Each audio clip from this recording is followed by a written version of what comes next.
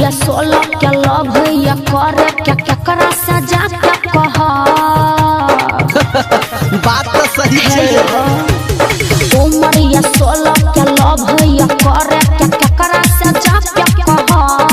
अच्छा पता नहीं लिया कैसन ये फीलिंग या कैसे क्या हम करा जवान झले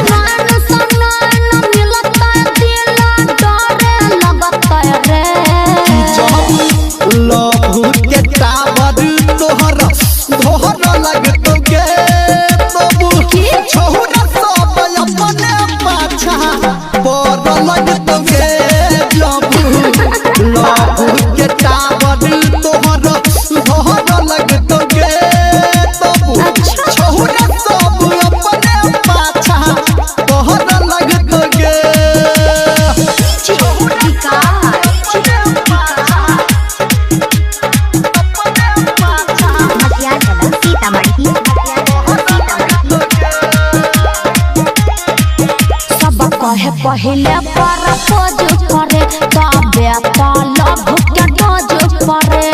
अच्छा बात बुझली ना सब कहे पहले प्रपोज करे तबे तो लव के डोज करे। जखन कहतो छौरी छौरा लीरा पर तो करे लॉलीपॉप यही सुइन सुइन का जवानी को गगरिया भरे लगत रे लव के टावर तोहरा भर लगतो गे तब छौरा सब अपने पाछा पर लगतो गे लव के टावर तोहरा भर लगतो गे छौरी छौरा सब अपने पाछा पर लगतो गे